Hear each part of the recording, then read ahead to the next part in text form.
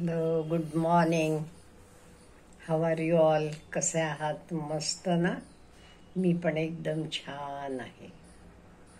अहो, आपण माणसं का नाही खूप खूप स्वप्न बघतो. Am I right? आपण स्वप्नाळू आहोत. पण फक्त स्वप्न बघतच राहायचं का? का ती स्वप्न आपण खरी खरी करायची? मला वाटते आपण आपली स्वप्न खरी करायला पाहिजे.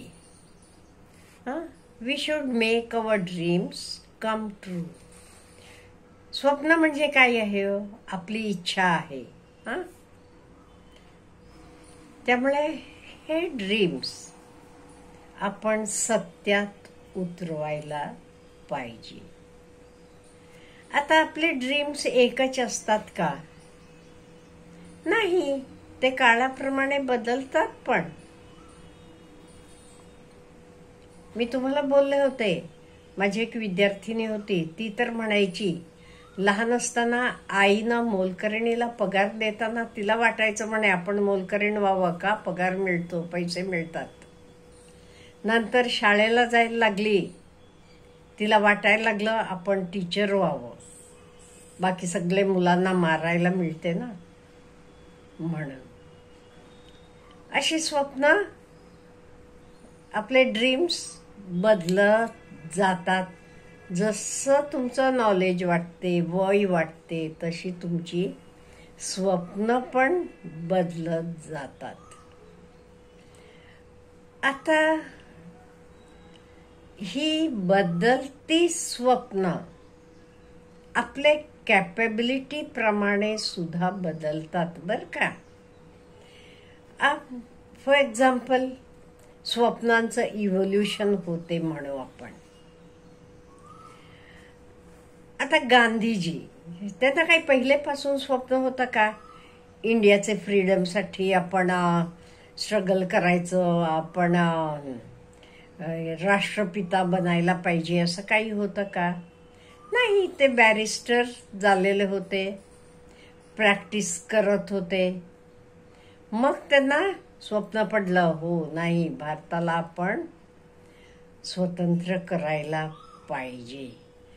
तसं ही स्वप्न काळानुरूपानं बदलत जातात आणि जशी ती बदलतात तसं आपण पण डेव्हलप होत जातो. ते आता मला तुम्हाला सांगायचं आहे, आपली स्वप्न आपण खरी कशी करायची हे महत्वाचं आहे का नाही? ओके, आपण सगळे स्वप्न बघतो. फक्त स्वप्न बघत बसलं की चालेल का? नाही, बिलकुल चालणार नाहीये. मग आपण काय करायचं? ही स्वप्न आपली सत्यात उतरायला पाहिजे. ते जे काम तुम्ही करता तर मन लावून फोकस न करायचं. विद्यार्थी असाल ते अभ्यास छान करायचा, उत्तम करायचा. जॉब करत असाल ते जॉब अगदी उत्तम प्रमाणे, विथ फुल कन्व्हिक्शन, ऑनेस्टी करत जायचं. बिझनेस करत असाल तरी अगदी मन ते बिझनेसमध्ये कंप्लीट ओतून बिझनेस करायचा, with good conviction and honesty. आणि माहिती आहे का, आपण कुठलंही काम अगदी प्रामाणिकपणे करतो, विथ ऑनेस्टी म्हणतो आपण, तेव्हा काय होते? तेव्हा आपल्याला आनंद मिळतो. हा आनंद मिळाला की आपलं जीवन तर सुखी होतेच. आणि तुम्ही आनंदी असलात की तुम्हाला कुठलेच आजारपण येत नाही, स्ट्रेस येत नाही, दुःख होत नाही, काही होत नाही. आता हे झालं स्वप्न बघण्याबद्दल. पण कित्येक वेळा आपण कुठे चुकतो माहिती आहे का? आपण स्वप्न बघावी ती स्वतः बदल, पण कित्येक वेळा आपण आपल्या मुलांबद्दल स्वप्न बघतो. आपल्याला डॉक्टर व्हायचं होतं, आपल्याला होता आलं नाही म्हणून आपण मुलाला मागे लागतो डॉक्टर हो म्हणून. त्याला नीटचे परीक्षेसाठी पाठवतो, क्लास लावतो महागडे. इथे आपली काय चूक होते माहिती आहे का? आपण स्वतःबद्दल स्वप्न बघतो का? नाही, आपण मुलाबद्दल स्वप्न बघतो. ते मुलाची आवड निवड आपण विचार केलाय का? त्याला त्याची स्वतःची स्वप्न असतील हा आपण विचार करतो का? नाही. म्हणजे स्वप्न बघताना पण आपण स्वतःबद्दल बघा, ती एक्झिक्युशन करा. दुसऱ्यांना म्हणजे स्पेशली आपण मुलांना करतो. आपली स्वप्न रियालिटीत यायला पाहिजे म्हणून आपण मुलांचे हात धुवून मागे लागतो.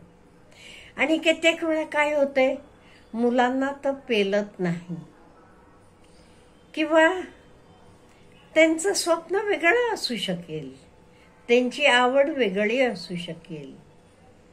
मग ते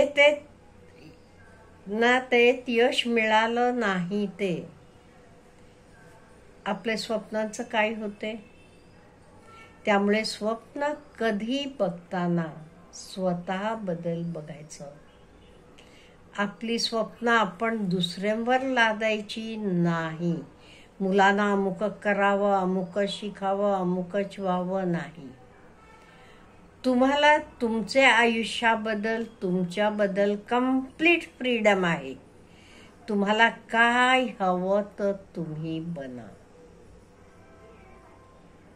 त्यामुळे कित्येक वेळा आपण बघतो सगळं काही असून सुद्धा लोक हे सगळं सोडून संन्यासी बनतात.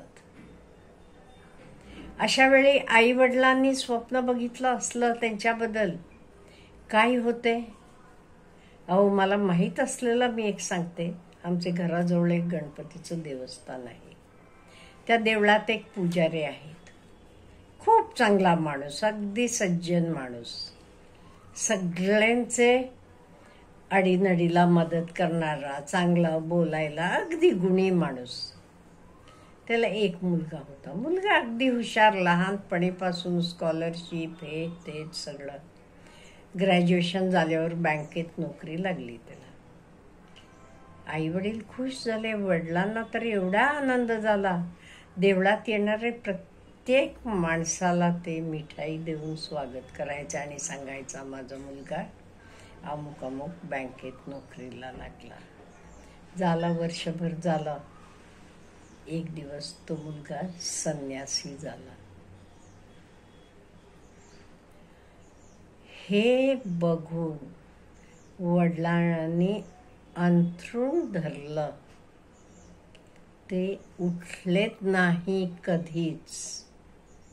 कधीच उठले नाही.